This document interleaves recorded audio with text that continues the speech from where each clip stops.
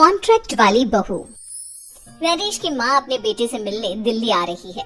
इस बात का पता चलते ही नरेश के दिल में हलचल मच जाती है। नरेश अपनी माँ के स्वागत की तैयारी में लग जाता है। साथ ही उसे डर भी सताने लगता है कि उसकी माँ कहीं अपनी पुरानी जिद पर फिर से बैठ ना जाए। हे भगवान, इस बार बचा लो, अगले साल पक्का माँ की जिद पूरी कर दूंगा। तभी दरवाजे की घंटी बजती है। नरेश दरवाजा खोलता है तो सामने अपने मकान मालिक को देखकर हैरान हो जाता है, क्योंकि उनके साथ एक सुंदर सी लड़की भी थी। अब नमस्ते अंकल, कुछ काम था, मुझे बुला लेते। आपने क्यों कष्ट किया? अरे नहीं नहीं, इसमें कष्ट कैसा, मैं तो बस तुम्हें रीना से मिलवाने आया था।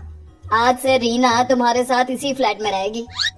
अंकल, कोई लड़का फ्लैटमेट नहीं है? एक अनजान लड़की के साथ रहना मेरे लिए थोड़ा अजीब होगा। देखो नरेश, मैं तुम्हें पहले भी बता चुका हूँ कि इस फ्लैट में तुम्हें किसी न किसी के साथ एडजस्ट करना ही होगा, या फिर तुम अकेले पूरे फ्लैट का किराया दे दो, मैं किसी को नहीं रखूंगा। नरेश अपने मकान मालिक की बात सुन के रीना के साथ रहने के लिए तैयार हो जाता है, पर अंदर ही अंदर उसे ये बात खाने लगती है कि वो अपनी माँ को क्या जवाब देगा जब उसकी माँ रीना के बारे में उसे पूछेगी। दिन बीतने लगते हैं। नरेश और रीना अच्छे दोस्त भी बन जाते हैं, पर अभी भी नरेश अपनी प्रॉब्लम का सलूशन नहीं ढूंढ पाता। एक दिन नरेश बहुत परेशान सा बैठा होता है। तभी रीना उसे पूछती है, क्या हुआ नरेश, तुम काफी परेशान लग रहे हो, सब ठीक तो है ना? हाँ सब ठीक है, बस एक छोटी सी प्रॉब्लम है। वो एक्चुअली 2 दिन बाद मेरी माँ मुझसे मिलने आ रही है। अरे तो इसमें प्रॉब्लम क्या है, ये तो खुशी की बात है। हाँ रीना, बट मेरी माँ एक जिद लेकर बैठ गई है कि मैं शादी कर लूं, पर मैं अभी इस चीज के लिए तैयार नहीं हूँ। ऊपर से जब वो तुम्हें देखेगी तो 100 सवाल करेगी, क्या जवाब दूंगा? अरे इसमें कोई टेंशन वाली बात नहीं है। मेरे पास ना इस प्रॉब्लम का सलूशन है, जिससे ना तुम्हें शादी करनी पड़ेगी और ना ही तुम्हारी माँ मेरे बारे में कुछ पूछेंगी। रीना की बात सुनकर नरेश सोच में डूब जाता है। वो सोचता है कि रीना खुले ख्यालों वाली लड़की है, कहीं माँ को सच बता ना दे। नरेश को सोच में डूबा देखकर रीना कहती है, अरे क्या हुआ, किस सोच में पड़ गए? डोंट वरी, जैसा तुम सोच रहे हो ना वैसे कुछ भी नहीं है। मेरे पास एक प्लान है। मैं कुछ समझ नहीं पा रहा हूँ, कैसा प्लान? मैं समझाती हूँ। हम ना एक कॉन्ट्रैक्ट मैरिज कर लेते हैं। फिलहाल मेरे पास जॉब नहीं है, तो तुम इस रूम का किराया दे देना। जब तक तुम्हारी माँ यहाँ रहेंगी, सिर्फ तब तक। और तुम अपनी माँ से कह देना कि मैं तुम्हारी पत्नी हूँ, इससे वो मेरे यहाँ रहने पर कोई सवाल भी नहीं करेंगी। अरे बात तुम्हारी ठीक है, पर माँ से झूठ बोलना, ना ना बाबा, मैं ये रिस्क नहीं ले सकता। कोई और आइडिया दो ना तुम। देखो मंजूर हो तो बोलो, वरना सच बता दो, मुझे कोई प्रॉब्लम नहीं है। रीना की बात सुनकर नरेश सोच में डूब जाता है। बहुत सोचने के बाद जब उसे कोई रास्ता नहीं मिलता, तो वो रीना के बताए हुए रास्ते पर चलने के लिए तैयार हो जाता है। वो रीना से बात करता है और अपनी माँ की पसंद और नापसंद के बारे में बताता है। रीना भी नरेश की सभी बातों को ध्यान से सुनती है, ताकि कहीं उससे कोई गलती ना हो जाए। आखिर वो दिन भी आ जाता है जब नरेश की माँ उससे मिलने दिल्ली आ जाती है।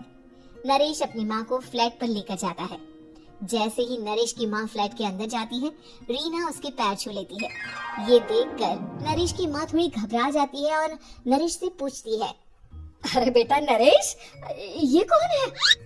माँ, ये आपकी बहू रीना है।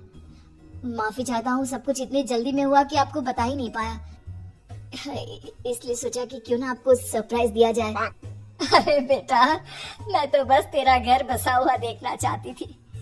हाँ, बहुत अरमान थे अपनी इकलौते बेटी की शादी को लेकर, लेकिन कोई बात नहीं, शायद किस्मत को यही मंजूर होगा। ये कहते ही नरेश की माँ रीना को गले लगा लेती है। रीना बेटिया, मेरा बेटा ना थोड़ा नादान है, पर तुम काफी समझदार लगती हो, और मैं जानती हूँ कि तुम इसका बहुत अच्छे से ध्यान रखोगी। माँ आप चिंता मत कीजिए, मैं सब संभालूंगी। नरेश की माँ अपने बहू और बेटे के साथ खुशी खुशी रहने लगती है।